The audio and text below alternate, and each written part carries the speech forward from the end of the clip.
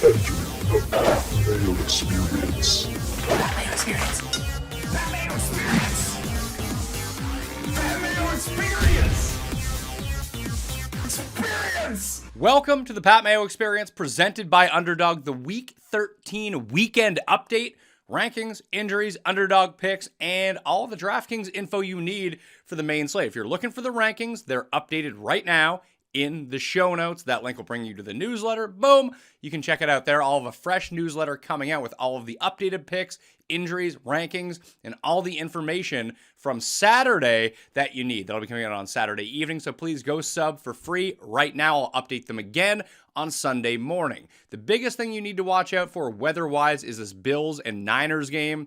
There's lake effect snow coming in to Buffalo. It's not sure right now whether or not it's going to happen during the game, but it looks like they might have 3 to 4 feet of snow right now, which is just insane. But if it's not actually snowing during the game, that's not going to be that big of a deal. It's going to be very cold, obviously, but if the wind stays down, this might actually be an opportunity to actually target, because no one wants a part of that game right now. I even moved down some of the pass catchers and even some of the running backs in that game. Josh Allen running himself should be okay, and it does look like Brock Purdy is going to play for the Niners.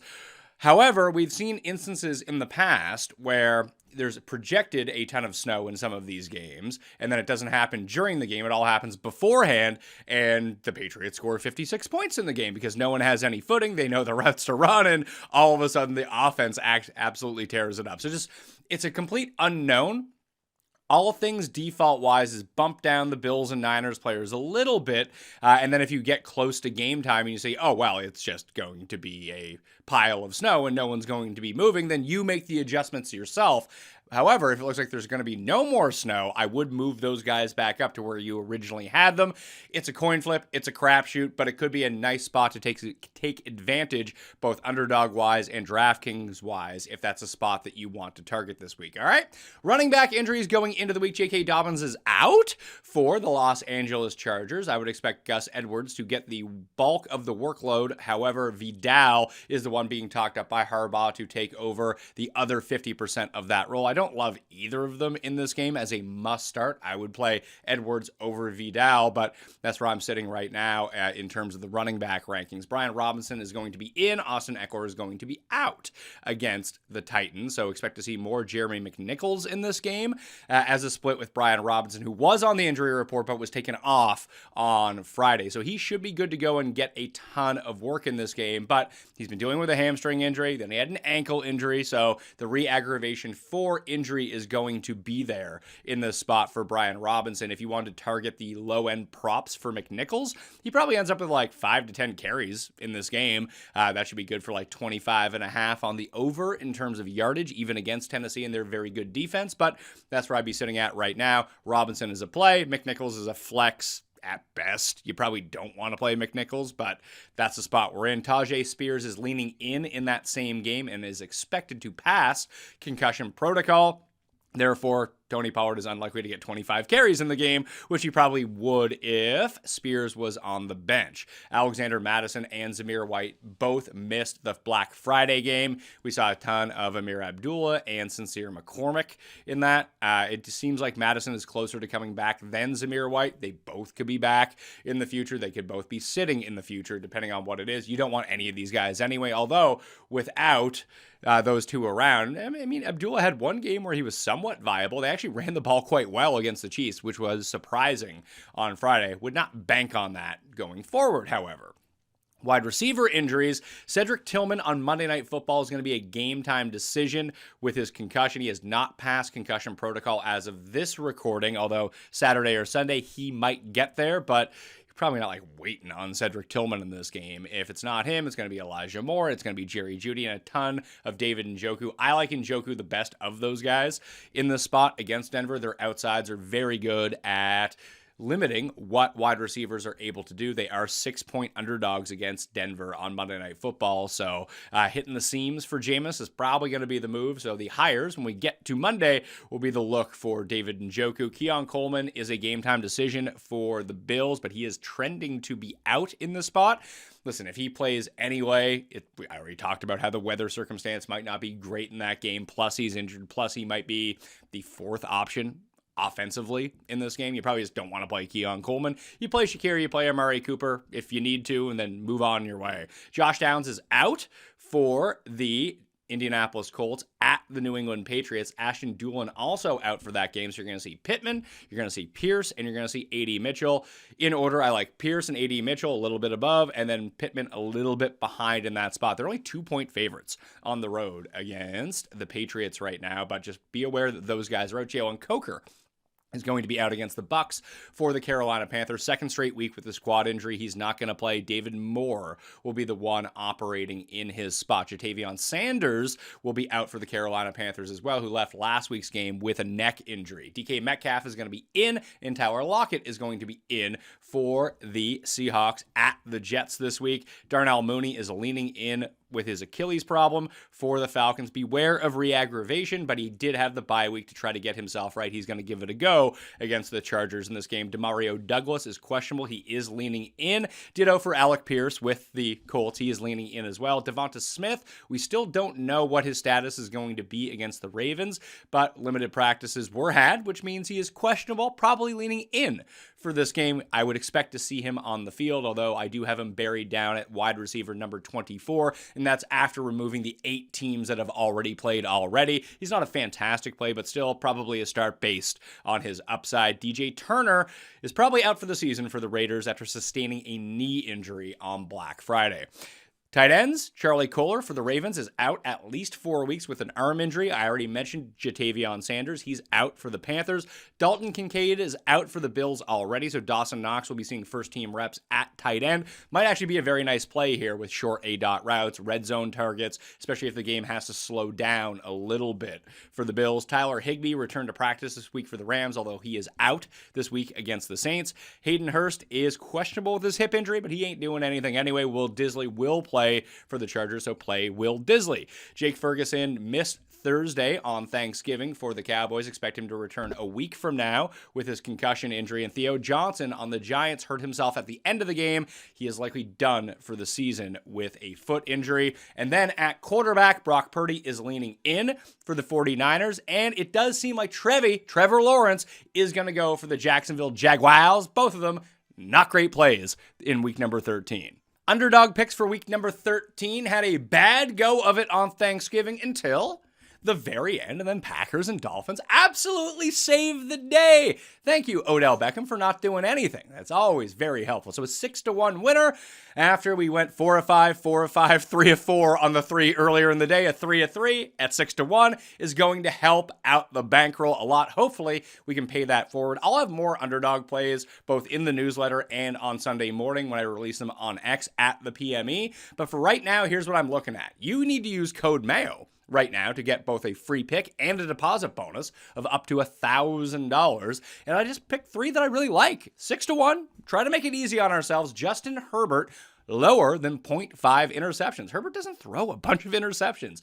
And with Atlanta getting no pressure, Atlanta's DB still kind of banged up. Seems like a pretty good spot for Justin Herbert here to continue his lower streak of interceptions. And then just 2 receivers who continue to put up good numbers. Nico Collins has had 2 long touchdowns called back in each of his first 2 games back from injury. Hopefully that doesn't happen again against one of the worst defenses in football. So Nico Collins higher than 83.5 receiving yards. Seems like a game to get him on the go. And then there's Puka, 78.5 receiving yards higher against the Saints. You do always have to worry that every time that Puka catches the ball that it looks like he's out for the season, but he just gets back up and keeps on going. Hopefully this isn't one of those games. So you put them all together, Nico higher, Puka higher, Herbert lower, and you're off to the races with a 6x ticket on Underdog this week. Code Mayo will get you a free pick. If you add that free pick to this entry, you boost up the 6-1 to 10-1, and whew, you can have yourself a nice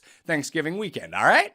It's the best feeling when clothes fit good and look good, and you can comfortably wear them all day long. And that's exactly how I feel about my clothing from Doers. These are the most comfortable pants I've ever owned, and I'm reaching for them every day. Unfortunately, I get dirty. I got 2 little kids. And when you got 2 little kids, you go through a ton of laundry. So it's not like you can just clean clothes every single day. You gotta wait for that stuff to pile up at the same time. But I wear my Doers as often as possible. I got 4 pairs right now. My wife, Let me tell you, it's working. It's working for me with Dewar, and they have styles that can be worn all year round. Their stretch performance denim and lifestyle apparel is built for doing. You know I love my Dewars, and now's the time to get your own because Dewar's Black Friday sale is on now.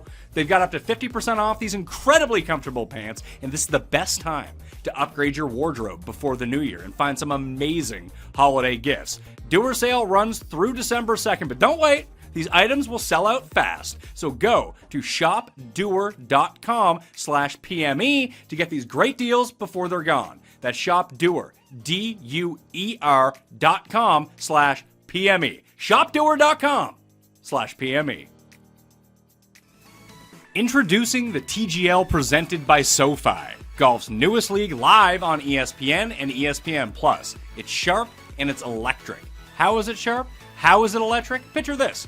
2 hours of hammer-dropping, overtime-forcing, playoff on-the-line golf with 24 of the best players from the PGA Tour, like Tiger and Rory and more, split into 6 teams: Atlanta, Boston, Jupiter, LA, New York, the Bay. This isn't your average Sunday pickup game. To learn more, visit tglgolf.com and tune in to the inaugural season beginning January 7th. Keep up. It's golf.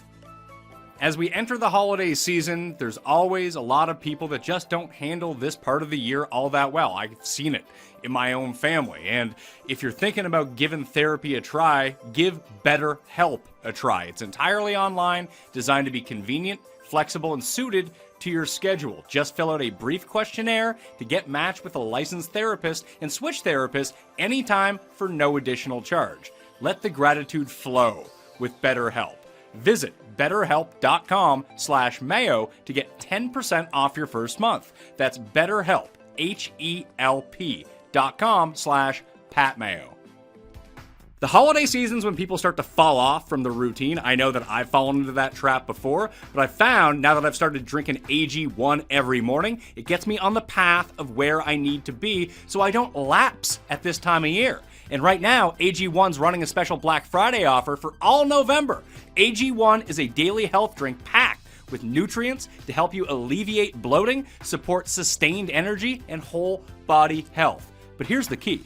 You dump in a bit of water, half full of the bottle they send you. You dump in your scoop of AG1, cut that with your favorite juice. I like orange juice, so I cut it with orange juice. You shake that up, you pound it back. Not only is it delicious, you also feel great at the same time. And the energy boost it gives you over something else that you might consume in the morning is basically immeasurable, at least to me at this point. So this holiday season, try AG1 for yourself or even gift it to someone special. It's the perfect time to focus on supporting your body with an easy and surprisingly delicious daily health drink. And that's why I'm so excited to be partnering with them. Every week of November, AG1 will be running a special Black Friday offer for a free gift with your first subscription, in addition to the welcome kit with vitamin D3 and K2. So make sure to check out drinkag1.com/Mayo to see what gift you can get this week. That's drinkag1/Mayo to start your holiday season off on a healthier note. While supplies last. Because of the holiday, there has been a serious lack of actual content concerning the weekend for DraftKings, the main slate this week at number 13. So I'm using Run the Sims to run through everything, and after building out lineups of my own, I'm trying to figure out how everything is going to break down. So let me tell you what the optimal is saying right off the hop. It's Will Levis at quarterback, your David Moore at receiver. There's just a lot of cheaping out at the onesie positions this week and then paying up at running back. And the main running backs that you're going to see populating lineups are going to be Alvin Kamara and Chase Brown. I don't necessarily love Chase Brown this week against the Steelers, but he's going to handle all of the touches in the Cincinnati backfield, so I understand why he is being put in every single DraftKings lineup. Additionally, he's only $6,300, so that makes it pretty easy as well. What we're seeing in terms of ownership right now and the main stacks, like Herbert is projected to be the highest owned quarterback. I don't know if it necessarily gets up to the 20%, which he's projected at, but you can think through the stacks that way. So here's what the stacks are looking like. You have Herbert as the highest owned quarterback, Anthony Richardson just below that. So you could either see Anthony Richardson played by himself, or because Mitchell and Downs are both out, you could have Pittman You have Pittman, Pierce, or Mitchell just paired up with him very easily at very cheap prices. So that's one route you can take. Then you have Matthew Stafford as well, and Sam Darnold is the next two. And all these quarterbacks are in the $5,000 range. So people are cheaping out at quarterback and then paying up elsewhere. Of the expensive points per dollar, guys right now, like Will Levis rates out as the best points per dollar quarterback against Washington. It's still tough. He's only $5,000 as well. So if you want to pair him up with Calvin Ridley and then bring back Brian Robinson or bring back even Jeremy McNichols, which I wouldn't do, but I just don't love that game in general because it does feel like Washington's offense is on the downswing. I have a underdog ticket from before the season that would really love Will Levis to continue to throw for 290 yards a game, but it's Will Levis, and that's going to be tough for him to pull off. But the guys at the top in terms of expensive points per dollar, CJ Stroud, you know that I've already liked Nico Collins on the show. Stroud and Collins could be a nice way to go about it. Let's see, Matthew Stafford at $5,800 against the Saints is looking pretty good as well. Joe Burrow at $7,000 projects out very well. Obviously, he's been one of the best quarterbacks so far this season, but people don't like the cold weather. People don't like the Steelers, and he's getting buried at like 3% ownership right now. So I do think of all of the top end stacks that you can do, you could say that like Lamar or Hurts in that game feels like an under to me. Could be wrong about a lot of this stuff. No one's using Josh Allen because of the weather concerns in that game. But Burrow at $7,000. Yes, it's expensive, and yes, you'll probably have to put him up with Jamar Chase in that game because why wouldn't you if you're going to use Joe Burrow? Just seems like a path that no one is going down so far this week. So that would be the quarterbacks and the stacks that I would be looking for. But like I said, Herbert, Richardson, Stafford, and Darnold are projecting out to be the top four. Baker is number 5 after that, but he's only showing right now 7% ownership. That is another spot where I would like to go. He is $6,600, but I really like the Buccaneers this week. And if you do want to cheap out, you can do that on the other side of the ball with any of these Panthers guys. The system likes David Moore because Coker is out, but that could be Leggett. That could be, hell, it could be Adam Thielen if you want to be. It could be no one from the Panthers side of the ball, but Baker just continues to roll and is the number 2 points per game quarterback right now, and no one treats him that way. At running back, I already mentioned the big two. It's Alvin Kamara and Chase Brown. Kamara projected at 30% ownership, probably a little bit less than that, but it's Kamara, Brown, Kyron Williams, Bijan, and then Chuba Hubbard. I don't like Chuba Hubbard here. I would like Chuba Hubbard if he was 5% owned, not 17% owned, and where he's $6,700, and just the opportunity cost of him just seems crazy to me. So you have with the other guys that are around him. So Saquon, Mixon, and Henry. Mixon is going to be the higher owned of those guys, but only at 12%. Like no one's using. It's funny. There's all the talk about Saquon MVP, Derrick Henry, Offensive Player of the Year. What a matchup. No one's playing these guys on DraftKings on Sunday. So if you wanted to go that route, it's going to cost you a boatload of money. But at the same time, it might not be all that bad, right? Other guys that you can look at here. Breece Hall, he had the injury designation coming into the week, only 6% owned at $7,500. And he's the guy on the chart below Alvin Kamara and just above Bijan and Kyron, and three guys at 30, 17, 19% owned. Breece Hall is going to end up getting squeezed here. He said he's going to play. He is tracking to play, and usually the weeks where no one plays him are the weeks where he goes off. So if you didn't want to take the pivot of the very expensive Mixon, Henry, or Barkley, dropping down to Breece Hall seems to be the pretty good move here. And then you have James Conner in that mid level. So we already talked about Chuba Hubbard, ownership going there. Tony Pollard and Aaron Jones and Chase Brown, there's a lot of ownership going there. And then you just have James Conner, 4%. Terrible matchup, by the way, against the Vikings. But if this game stays close, they can use him in the receiving game. If they call his number around the goal line a few times, we have seen some teams have a little bit of success against Minnesota. They're obviously one of the worst teams to go against as a fantasy running back.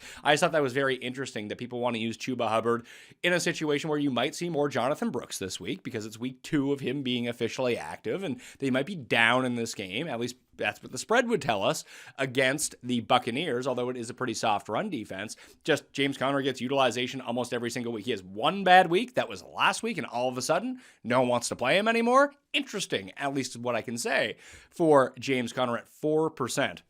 Other than that, Bucky Irving at 5,800 appears to be the running back that everyone is gravitating towards to save money. So you have Bucky Irving at 12%. The next highest owned in the $5,000 level is actually Rachaad White at $5,300 on the same team in the same backfield.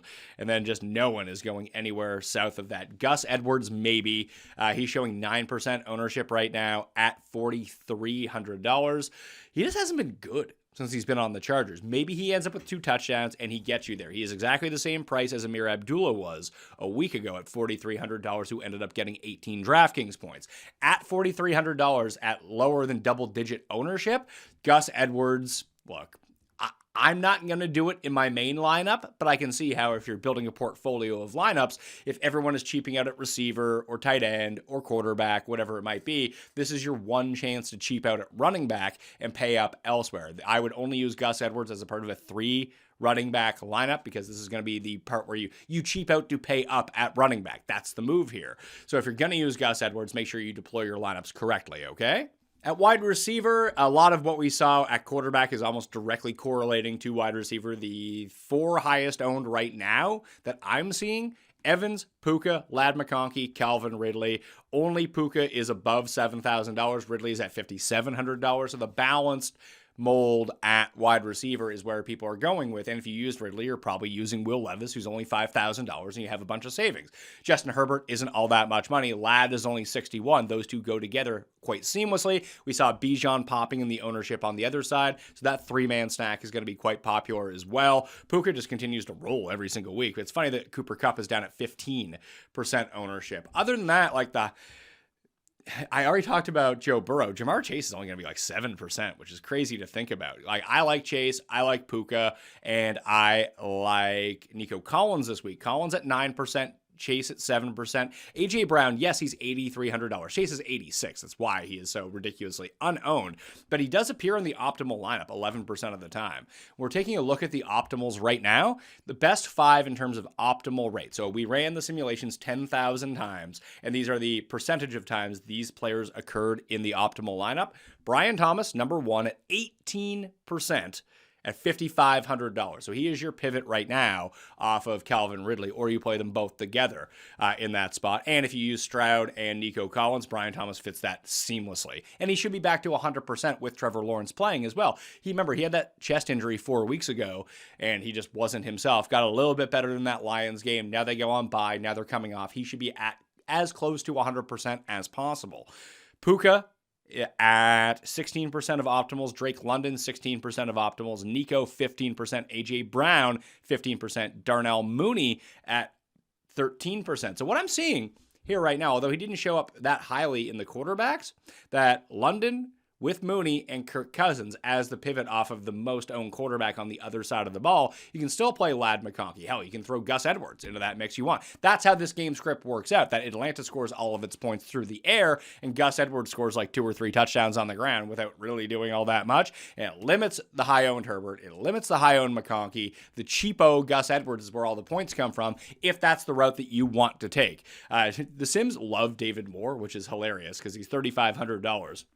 I have no idea how much David Moore is actually going to play for the Panthers or what he is going to do in this game, but I would say on the pecking order behind Leggett and Thielen, he probably would be 3rd, which is always nice to see. But again, it's the Panthers, so you're really embracing a lot of volatility and risk if you end up going with David Moore. But of the $3,000 wide receivers, he projects out to be by far the best. It's him and Kayshon Boutte, who sucks every week, but apparently everyone plays this dude every single week. One of these games, he's going to get there, but it hasn't happened yet, and I'm good with fading that dude until he actually does something. I would rather play David Moore for $100 more than play Boutte at $3,400. I'm going to save money. I don't love to save money at wide receiver in this way unless it's someone stepping in for an injury or someone I really have a good feeling about. Like when it was slate time, break the Slayton week. And he broke the slate. That was awesome. But we've got some of those horribly wrong this year, too. Moore just doesn't feel like he has enough upside for me